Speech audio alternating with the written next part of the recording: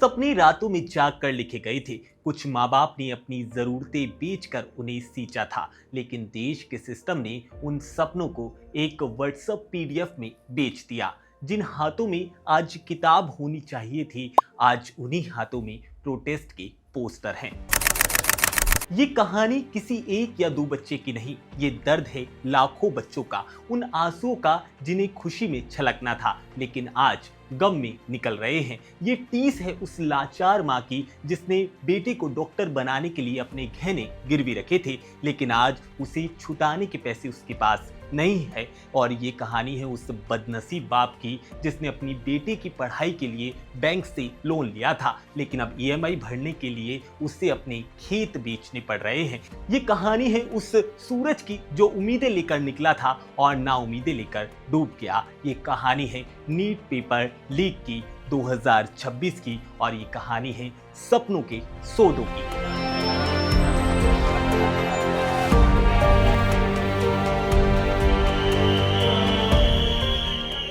3 मई 2026 पूरा भारत रुका हुआ था। 22 लाख बच्चे, हाथों में एडमिट कार्ड, आंखों में सपने और दिल में सिर्फ एक उम्मीद कि एग्जाम हॉल में पहुंचेंगे और ये दिन हमारी जिंदगी को बदल देगा। लेकिन सिर्फ 9 दिन बाद एक ऐसी खबर आई जिसने लाखों घरों में सन्नाटे को जन्म दिया। खबर थी नीट यूजी 2026 कैंसिल हो गया।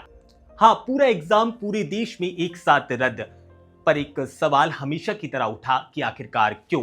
बेशक वजह सबको पता थी, लेकिन लोग सवाल पूछ रहे थे क्योंकि इस बार भी किसी ने मेहनत को नहीं, सीधे क्वेश्चन पेपर को ही खरीद लिया था। और इसके बाद देश में ईमानदार बच्चे एक बार फिर से हार गए। लेकिन सवाल कि आखिरकार ये हुआ क्या। 3 मई 2026 को नीट यूजी एग्जाम होता है। देश भर में लगभग 550 शहर, 5500 एग्जाम सेंटर और 22 लाख स्टूडेंट, सब कुछ नॉर्मल बताया गया। एनटीए बोली एग्जाम स्मूथली हुआ, लेकिन 7 मई को एक मुखबिर सामने आता है और एनटीए को एक पीडीएफ भेजता है। जैसे उस पीडीएफ को खोला जाता है, उसमें से गैस पेपर निकलता है और जो पूरे व्हाट्सएप ग्रुप में घूम रहा था। लेकिन हैरानी यही खत्म नहीं होती। जांच जब शुरू होती है तो पता चलता है कि उस पीडीएफ में जो क्वेश्चंस हैं वो असल जो पेपर है उससे मैच कर रहे हैं। यानी कि एग्जाम शुरू होने से पहले ही कहीं ना कहीं पेपर बाहर ही बिक चुका था और बाहर आ चुका था। और फिर क्या, पूरे देश में आग लग जाती है, स्टूडेंट सड़कों पर उतर जाते हैं, माता पिता टूट जाते हैं, सोशल मीडिया फट जाता है। और 12 मई 2026 को एनटीए पहली बार पूरे देश में एग्जाम को कैंसिल कर देता है। लेकिन ये पहली बार नहीं हुआ था। अगर आपको लगता है कि ये सब पहली बार था तो रुकिए, क्योंकि ये सिस्टम जो है पूरी तरह से भ्रष्ट हो चुका है और इसकी हिस्ट्री काफी ज्यादा गंदी है।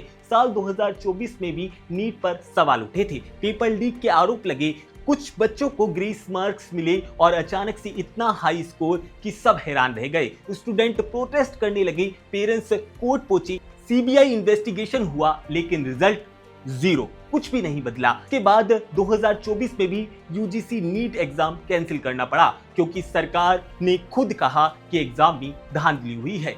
इसका मतलब था कि सिस्टम अंदर से सड़ चुका था, लेकिन उसे किसी ने भी रिपेयर नहीं किया। अब सवाल आता है कि इतना बड़ा एग्जाम आखिरकार बार बार लीक क्यों हो जाता है। तो इसका जवाब है सिस्टम खुद बहुत कमजोर हो गया है। देखिए, जेई जैसी एग्जाम अब ऑनलाइन होती है, मल्टीपल शिफ्ट होती है, लेकिन नीट अब भी वही पेन और पेपर, यानी कि लाखों क्वेश्चन पेपर छापो, ट्रक में भरो, पूरे देश में भेजो, स्ट्रॉन्ग रूम में रखो और फिर सेंटर तक पहुंचाओ। यानी कि एक बहुत लंबी चेन और हर चेन में लीक होने का खतरा। अब जरा सोच कर देखिए, 5500 सेंटर, 2 लाख से ज्यादा involvement, volunteers, vendors, outsider staff और एनटीए के पास क्या, सिर्फ 22 कर्मचारी, और उन्हीं को पूरा देश संभालना था। ये एग्जाम नहीं था, बल्कि ये एक ऐसा जुआ था जिसे ईमानदारी से खेलने की उम्मीद की जा रही थी। अब समझिए कि असली खेल होता कहाँ है। एक्सपर्ट कहते हैं कि पेपर सेंटर पहुंचने से पहले ही लीक हुआ। इसका मतलब गेम अंदर था और वजह है पैसा, और बहुत बड़ा पैसा। सरकारी मेडिकल कॉलेज की फीस की बात की जाए तो 2 से 4 लाख, वहीं प्राइवेट कॉलेज की बात की जाए तो लगभग 1 करोड़ रुपए तक। अब जरा सोचिए कि एक अमीर इंसान 30 लाख देकर पेपर खरीद सकता है, बदले में वो अपनी करोड़ रुपए बचा सकता है, तो क्या वो रुकेगा? और यही सिस्टम का सबसे गंदा सच है, जहां मेहनत नहीं नेटवर्क जीत रहा है।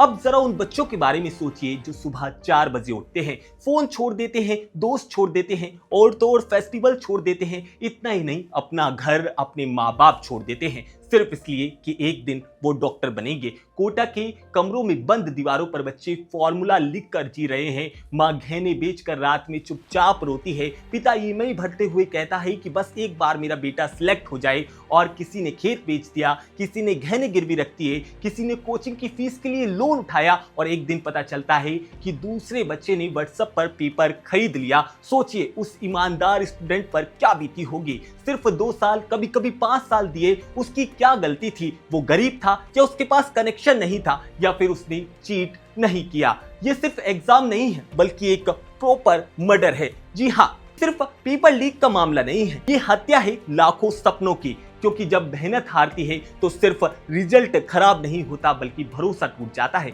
बच्चे सिस्टम से नफरत करने लगते हैं, माता पिता खुद को विफल समझने लगते हैं और धीरे धीरे टैलेंट नहीं बल्कि शॉर्टकट पैदा होता है। लेकिन इन सब के बीच एनटीए आखिरी बार क्या कर रही है ये समझिए। वो कहती है कि हम जीरो टॉलरेंस पॉलिसी को फॉलो करते हैं, लेकिन सवाल ये, अगर ऐसा है तो पेपर बार बार लीक कैसे हो रहा है?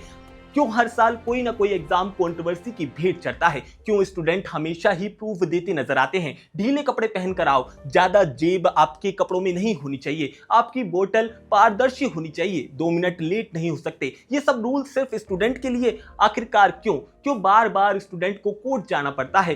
क्यों बार बार अपनी ईमानदारी का सबूत देना पड़ता है? लेकिन इन सब के बीच एक बड़ा सवाल ये, क्या ऑनलाइन एग्जाम कोई सोल्यूशन है? तो आपको बता दें, इसके ऊपर एक बड़ी डिबेट हो रही है। नीट को कंप्यूटराइज 20 बनाने के लिए लोग बात कर रहे हैं। इन सब के बीच अलग अलग राय हैं।